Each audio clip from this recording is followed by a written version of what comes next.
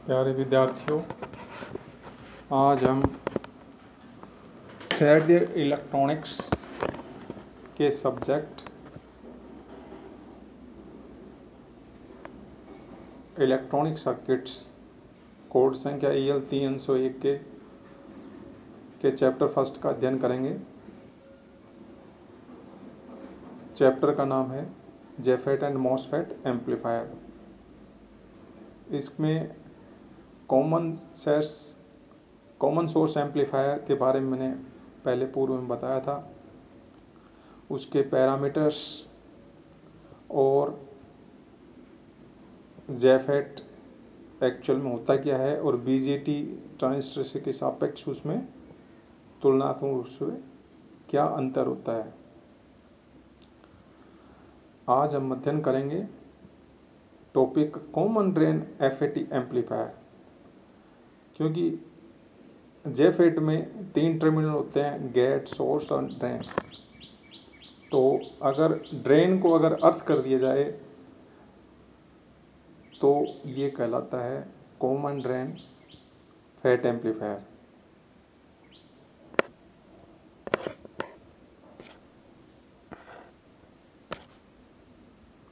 Common drain amplifier at high frequency. इस चित्र में यहाँ दर्शा रखा है, ये कॉमन ड्रेन एम्पलीफायर का एक सर्किट फिगर है। इसे हम सोर्स फ्लोर भी कहते हैं, क्योंकि सोर्स आउट के ऊपर आउटपुट और ड्रेन के मध्य वोल्टेज प्राप्त होती है, तो इसलिए सोर्स फ्लोर इसका नाम रखा गया है। साथ ही इसमें देख रहे हो ड्रेन का ये वोल्टेज है वो नेगेटिव है। इसका मतलब ये अर्थ किया हुआ है इस बैटरी को, इस नेगेटिव पॉइंट को, और अर्थिंग होने के कारण इसको नेगेटिव VDD के रूप में दर्शाया गया है। तो ये कॉमन ड्रेन एम्पलीफायर का एक एग्जाम्पल है। इसमें इनपुट वोल्टेज VI यहाँ पर गेट के ऊपर अप्लाई कर रखी है, आउटपुट सोर्स के ऊपर प्राप्त कर रहे हैं आउटपुट वोल्टेज। ये सोर्स टर्मिनल है और सोर्स टर्मिनल जो टर्मिनल N या ड्रेन के साथ जुड़ा हुआ है एक सीरीज रेजिस्टेंस RS के द्वारा, जो इस चित्र में यहाँ दिखा रखा है, उसी को यहाँ दिखा रखा है। अब जब हाई फ्रिक्वेंसी वोल्टेज की पर ये जब काम करेगा या AC सर्किट पे काम करेगा तो इसमें टर्मिनल्स के मध्य ये CSN, CDS और CGS और CGD टाइप के कैपेसिटेंस जनरेट होते हैं इंटरनली। इसलिए ये small signal high frequency equivalent circuit इस प्रकार का तैयार होता है। इसमें इनपुट वोल्टेज यहाँ दे रखा है, आउटपुट वोल्टेज V0 यहाँ दे रखा है, और इसके मध्य में CGD, GM-VGS, RD, CDS, CSN और RS ये सभी पैरेलल में जुड़े हुए हैं, और CGS जो कैपेसिटेंस है वो गेट और सोर्स के बीच में जुड़ा हुआ है। ये इस सर्किट का मॉडल है। अब ये जो कॉमन ड्रेन एम्पलीफायर सर्किट है उसका हम वोल्टेज गेन ज्ञात करेंगे। V0 असल में कब प्राप्त होगा, जब हम सोर्स सर्किट कर दें और करंट को इन सिरों के बीच में इन सिरों के मध्य जो करंट बहेगा उसको हम ज्ञात करें, और साथ ही इन टर्मिनल S और N के बीच में जो इम्पीडेंस है टोटल वो हमें ज्ञात कर लें, तो V0 को मान हमें प्राप्त होगा। वोल्टेज गेन के लिए ये एक फार्मूला इसी को दर्शाया हुआ है। क्या है वोल्टेज गेन? V0 बटा VI बराबर GM plus J omega CGS बटा 1 बटा RS, फिर इसके साथ आगे जोड़ है GM plus GD plus J omega CT। या CT असल में टोटल कैपेसिटेंस है, जो पैरेलल कैपेसिटेंस है CGS, CDS और CSN का योग। इसी को आगे गेन को सिंप्लीफाइड करके ये दर्शाया गया है, और लो फ्रिक्वेंसी के ऊपर ये आगे दर्शाया गया। हम पहले इसको सिंप्लीफाई करते हैं कि V0 और Vi के मान कैसे प्राप्त होंगे। Common drain amplify at high frequency के अंदर सबसे पहले हम V0 की बात करते हैं। V0 यहाँ ये प्रोडक्ट निकालने के लिए इसमें V0 short circuit current and impedance between terminal S N के बीच में ज्ञात करते हैं। उपरोक्त चित्र को सिंप्लीफाइड सर्किट में बदलने पर, यानी जो ऊपर फिगर दे रखा है इसको सिंप्लीफाइड रूप में कन्वर्ट करने पर Y या इनपुट एडमिटेंस का मान ज्ञात करते हैं। ये मान लेते हैं कि V0 शॉर्ट है यानी 0 मान रखा, तो ये यहाँ इसी सर्किट को सिंप्लीफाइड करने पर ये इस तरह सर्किट बन जाता है। V0 बराबर 0 मान रखा कि शॉर्ट कर दिया इसको, इसलिए इसमें जो करंट बह रहा है I उसको हम कैलकुलेट करते हैं। सर्वप्रथम Vi का मान निकालते हैं। Vi बराबर I बटा admittance in at the input, फिर बराबर I बटे यहाँ जो एडमिटेंस है उसको हम कैलकुलेट करते हैं CGS और GM VGS जो पैरेलल में है, जो कि GM VGS को अगर कैलकुलेट करें तो इसका मान इस तरह प्राप्त होगा। GM VGS कन्वर्ट हो जाएगा इस तरह,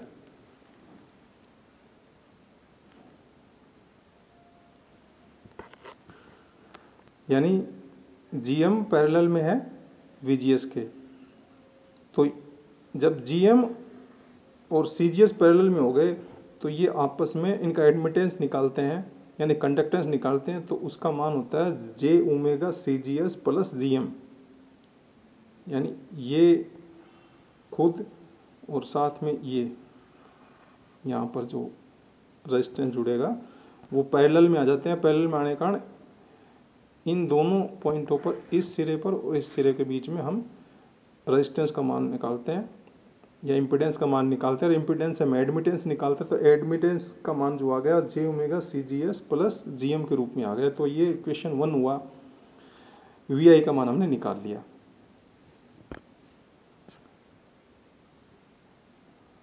अगला जो मान है हम Y0 को ज्ञात करते हैं। फिगर जो B ऊपर, इसी फिगर को वापस सिंप्लीफाई करते हैं, यानी Vi को शॉर्ट कर देते हैं और Y0 का मान, ये Y0 जहाँ दे रखा है इसका मान निकालते हैं।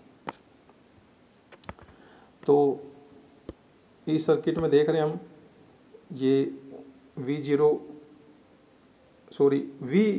Vi बराबर 0 रखा है यानी शॉर्ट कर दिया इनपुट को, तो इसका एडमिटेंस हम निकाल सकते हैं। इसमें यहाँ RS को बाहर रखा, एक्सटर्नल रखा है सर्किट से।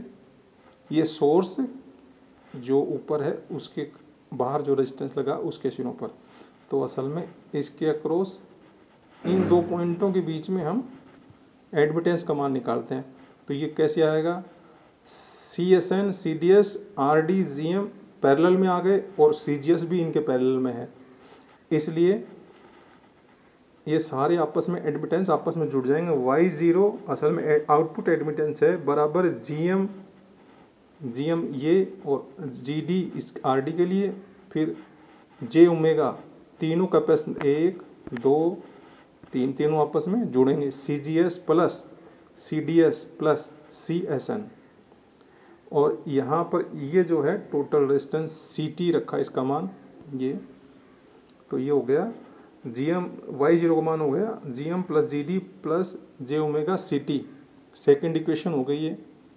और V0 आ गया यहाँ पर, वोल्टेज का मान आ गया ZI कैलकुलेट करने के लिए हमें और थोड़ा सिंप्लीफाई करेंगे, तो I बटा Y रखा, Z का मान 1 बटा I, Y यहाँ एडमिटेंस है आउटपुट के लिए, तो I बटा Y0 पैरेलल में किसके, RS के, इसलिए 1 बटा RS के रूप में ये जुड़ेगा Y0 के साथ एडमिटेंस होने के कारण। तो ये आगे इसको और कैलकुलेट करते तो y0 का मान इसमें रखा GM/GD plus j⍵CT plus 1/RS। तो ये इक्वेशन थर्ड हमें प्राप्त होगी। तो इक्वेशन फर्स्ट एंड थर्ड, इस इक्वेशन और इससे पीछे जो इक्वेशन थी VI की और V0, दोनों इक्वेशन को मिला के हम वोल्टेज गेन ज्ञात करते हैं। तो V0 का मान हमने रखा ये I बटा इक्वेशन थर्ड से बटे 1/RS plus GM plus GD plus j⍵CT। ये तो हो गया V0 का मान। और ये जो आगे मान रखा VI का मान है ये 1/VI और VI का मान ये एक्चुअल में ये है I बटे j⍵CGS प्लस GM।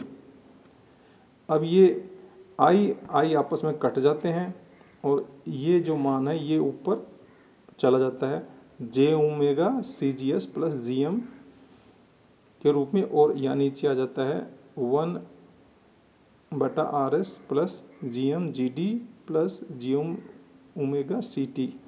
ये एट द हाई फ्रिक्वेंसी ये AV का वोल्टेज गेन का मान प्राप्त हो जाता है। यही मान अगर हम लो फ्रिक्वेंसी पर प्राप्त करना चाहते हैं तो j⍵ का मान 0 के करीब होगा। इसलिए ये जो समीकरण में ये दो प्रोडक्ट j⍵CGS और j⍵CT ये दोनों 0 हो जाएंगे। तो एक्चुअल लो फ्रिक्वेंसी मान हमें AV का आएगा GM/1/RS plus GM plus GD। और इसको और सिंप्लीफाई करें तो 1 plus GM plus GD RS तो नीचे आ जाएगा और ऊपर RS मल्टीप्लाई हो जाएगा GM से। तो ये लो फ्रिक्वेंसी पे वोल्टेज गेन हमें इस तरह प्राप्त होगा।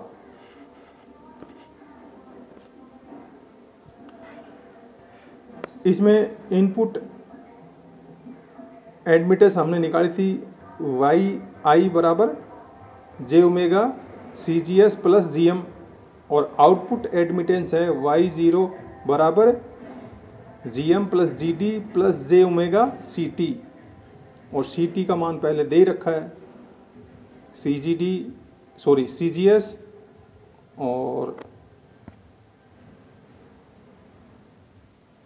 CGS CDS और CSN का जोड़ के रूप में CT का मान हमें प्राप्त पहले से किया था हमने। और लो फ्रिक्वेंसी पे जो आउटपुट रेजिस्टेंस है वो इस प्रकार से दे सकते हैं R0 बराबर 1/GM प्लस GD। यहाँ पर j⍵CT क्योंकि 0 हो चुका है लो फ्रिक्वेंसी होने के कारण, क्योंकि फ्रिक्वेंसी लो होती है तो j⍵ का मान भी 0 करीब जाता है, इसलिए ये R0 का मान इस रूप में हमें प्राप्त होता है। और साथ ही क्योंकि GM बहुत बड़ा होता है GD की तुलना में, इसलिए लगभग R0 का मान हो जाता है 1/GM के। तो ये हमने मान ज्ञात किया वोल्टेज गेन के लिए at the low frequency and high frequency. आगे इसमें और कुछ टॉपिक आते हैं जैसे कॉमन सोर्स एम्पलीफायर का फ्रिक्वेंसी रिस्पॉन्स, उनके लिए ये आगे चित्र दिए हुए हैं। ये हाई फ्रिक्वेंसी इक्विवेलेंट सर्किट है ये वाला, और RC couple common source amplifier का ये एक सर्किट है। इसको और सिंप्लीफाइड करें तो मिलर थ्योरम अप्लाई करके C इनपुट और C आउटपुट का मान निकाल रखा है इसमें। C इनपुट है CGD AV प्लस 1 और C आउटपुट बराबर है CGD AV प्लस 1/AV। ये हाई फ्रिक्वेंसी इक्विवेलेंट सर्किट के लिए है। और इसमें जहाँ CGD है CRSS और CGS है CISS माइनस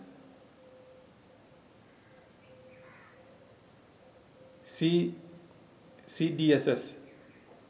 तो ये इस चित्र में दो RC नेटवर्क दे रखे हैं जो एम्पलीफायर के हाई फ्रिक्वेंसी रिस्पांस को प्रोवाइड करते हैं। एक तो इनपुट RC नेटवर्क है, ये पूरा इनपुट आरसी नेटवर्क और आउटपुट आरसी नेटवर्क। ये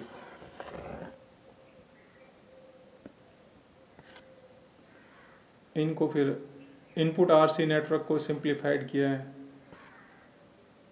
आरएस और आरजी को, सॉरी R4 है ये, R4 के रूप में तो यह जाता है इस चित्र में। और सीटी सीजीएस और सीएन को ये तो पैरेलल में जुड़ गए तो सीटी हो गया ये कन्वर्ट। तो ये फिगर इस तरह प्राप्त हो गया इनपुट के लिए आरएस R4 और सीटी पैरेलल में। तो एफसी फ्रिक्वेंसी इनपुट 1 बराबर 1/2 pi RS parallel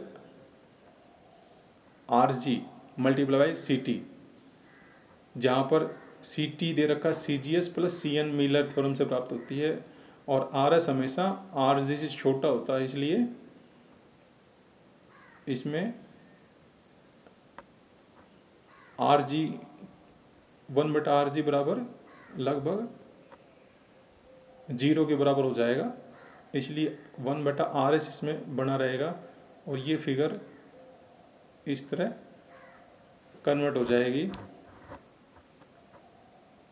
input RC network पर। ये एफसी इनपुट यानी फ्रिक्वेंसी इनपुट पर प्राप्त होती है 1/2 पाई RS CT। और फेज शिफ्ट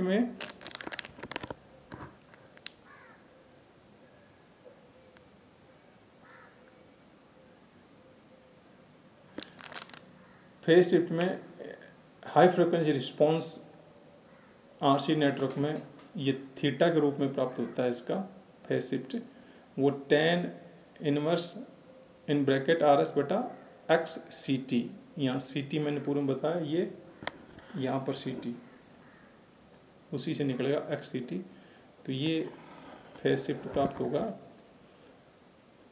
और आउटपुट आरसी नेटवर्क को अगर सोल्व करते हैं तो इसकी क्रिटिकल फ्रिक्वेंसी बराबर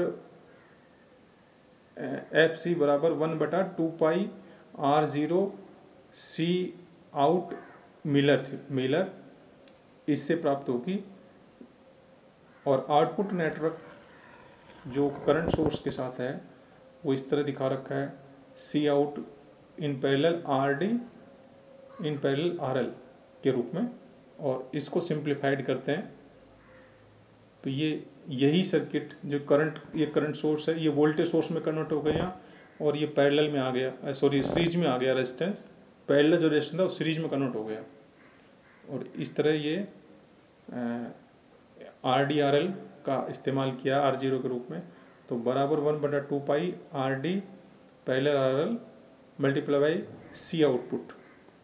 तो ये आउटपुट नेटवर्क के लिए जो आरसी नेटवर्क है उसके लिए फ्रिक्वेंसी प्राप्त होती है।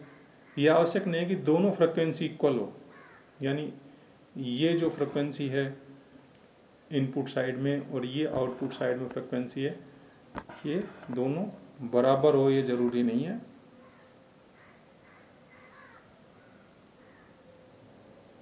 कम आवृत्ति वाला सर्किट डोमिनेंट नेटवर्क कहलाता है, यानी जिसकी आवृत्ति कम होगी वो दूसरे सर्किट द्वारा प्रभावित रहेगा।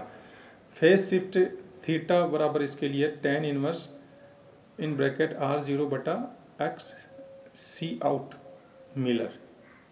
जैसे यहाँ पर RS था बटा एक्स CT था, यहाँ R0 असल में ये दोनों का पैरेलल का मान है RD/RL का, और नीचे एक्स C आउट।